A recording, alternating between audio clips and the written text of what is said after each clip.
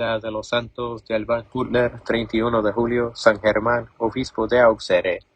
Aunque no existe ningún santo al que se pueda llamar propiamente el apóstol de Inglaterra, San Germán fue quien consolidó la Iglesia en el país cuando terminó el Imperio Romano. Además de luchar contra la herejía, el santo convirtió a numerosos ingleses. Por otra parte, la influencia que San Germán ejerció sobre San Patricio dejó también huella en Irlanda. Sin embargo, nada hacía presagiar en los años mozos del santo el futuro que Dios le tenía reservado. Germán nació en Auxerre de padres cristianos. Después de estudiar en las Galías, se trasladó a Roma a estudiar leyes y retórica. En dicha ciudad practicó con éxito su profesión. Tras de contraer matrimonio con una joven llamada Eustoquia, fue enviado a la Galia como dux de las provincias armóricas. Desempeñó con gran acierto su cargo de gobernar y, a la muerte de San Amador en 418, fue elegido obispo de Auxerre. Muy contra su voluntad, ese súbdito cambio de estado le hizo tomar conciencia de las obligaciones de su nueva dignidad. Renunció a su posición en el mundo y abrazó una vida de pobreza y austeridad. Era muy hospitalario con todos. Lavaba los pies a los pobres, les servía personalmente y ayunaba con frecuencia. Construyó un monasterio cerca de Auxerre, en la otra orilla del Ayón, en honor de los santos Cosmes y Damián. Concedió rentas a la catedral y otras iglesias de Auxerre, que eran muy pobres. Por entonces el pelagianismo hacía estragos en Inglaterra. Pelagio era inglés de nacimiento y durante sus años de enseñanza en Roma había rechazado la doctrina del pecado original y la necesidad de la gracia para salvarse. Agrícola, uno de sus discípulos, había difundido esas herejías en Inglaterra, y los obispos se vieron obligados a intervenir. El Papa San Celestino y los obispos de las Galías designaron a San Germán para que fuese a Inglaterra, el año 429, acompañado por el obispo de Troyes, San Lupo. Poco después de la llegada de los dos prelados, ya se había extendido por toda Inglaterra la fama de su santidad, doctrina y milagros. Ambos confirmaron en el bien a los fieles y convirtieron a numerosos herejes, pues predicaban incesantemente. En cierta ocasión se organizó una reunión de herejes y católicos y se concedió a aquellos el permiso de hablar antes que estos. Después de escucharlos durante largo tiempo, los obispos católicos contestaron con tanta elocuencia y con citas de la Biblia y de los santos padres tan oportunas que dejaron a los herejes sin palabras. Después de esa reunión, San Germán y su compañero fueron a dar gracias a Dios en la tumba de San Albano y a pedirle que les concediese buen viaje de retorno a su patria. San Germán mandó abrir el sepulcro de San Albano y depositó en él su propio relicario, con el que acababa de devolver la vista a una niña ciega. En cambio, se llevó consigo un poco de polvo de los restos del santo y construyó en su honor una iglesia en Auxerre. A su regreso, vio al pueblo abrumado bajo el peso de los impuestos y se trasladó a Arles a fin de interceder por sus hijos ante el prefecto auxiliaris. Ahí devolvió la salud a la esposa del prefecto y éste le concedió el favor que solicitaba.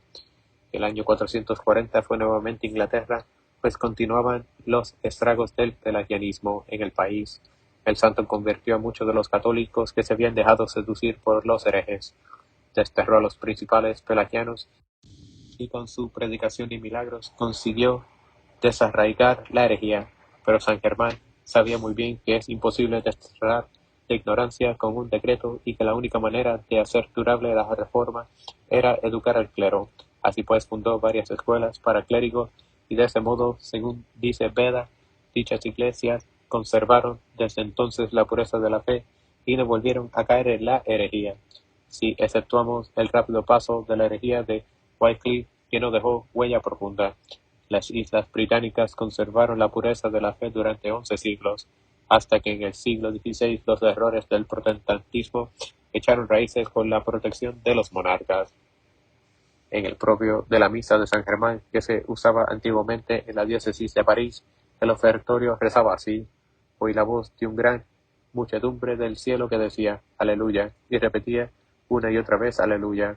Se trataba de una alusión a un hecho que cuenta Constancio, el biógrafo de San Germán. Durante el primer viaje del santo a Inglaterra, una expedición de pictos y sajones asoló el país. Los habitantes reunieron un ejército para defenderse y pidieron al santo que los acompañase en la campaña, pues tenía gran confianza en sus oraciones. San Germán aceptó y aprovechó ocasión para predicar la fe y llevar a la penitencia a los cristianos. Muchos idólatras pidieron el bautismo durante la Cuaresma y la ceremonia quedó fijada para la Pascua. Así pues se construyó con ramas una especie de iglesia en el campamento donde los catecúmenos recibieron el bautismo. Todo el ejército asistió con gran devoción. Después de la Pascua, San Germán ideó una estratagema que permitió a sus amigos obtener la victoria sin derramar sangre. En efecto, el santo condujo al pequeño ejército a un estrecho valle entre dos altas montañas. Cuando llegó la noticia de que se aproximaba el enemigo, San Germán dio al ejército la orden de gritar aleluya al unísono, y todo el valle resonó con el eco poderoso de ese grito. Al oír el estruendo, los bárbaros pensaron que los aguardaba un ejército muy numeroso, y huyeron aterrados. Según la tradición, dicha batalla tuvo lugar en Mold, en Flintshire, un valle llamado Maescarmón, pero el hecho es muy dudoso. El general romano Aecio envió un ejército de bárbaros al mando de Coaro para acabar con una rebelión que había estallado en Armórica. San Germán temía que los bárbaros cometiesen exceso y salió al encuentro de Goaro y detuvo por la brida el corcel del general. Goaro se negó al principio a escuchar al obispo, pero éste insistió y consiguió arrancarle la promesa de que no proseguirá el avance hasta que Aecio se lo mandase nuevamente. Por su parte, Aecio dijo al santo que no era imposible que obtuviese el perdón del emperador. Así pues, San Germán emprendió el viaje a Ravenna. Aunque llegó de noche a la ciudad, su fama le había precedido, de suerte que todo el pueblo salió a recibirle. San Pedro Crisólogo, obispo de Ravenna, el emperador Valentiniano III y su madre, Gala Placidia, acogieron amablemente al visitante. Pero, precisamente cuando él se hallaba en Ravenna, llegó la noticia de que había ocurrido un nuevo levantamiento en Amórica y la embajada fracasó. Ese fue el último acto de caridad de su viaje, pues Dios le llamó así en Ravenna el 31 de julio de 449. La traslación del cuerpo de San Germán a Ourense fue uno de los funerales más solemnes que se conserva memoria. El santuario consagrado a San Germán en la gran iglesia abacial que lleva su nombre llegó a ser uno de los sitios de peregrinación más famosos. Saint Germain de Cornwall debe su nombre al santo, a quien un sacramentario del siglo X llama predicador de la verdad, luz y columna de Cornwall.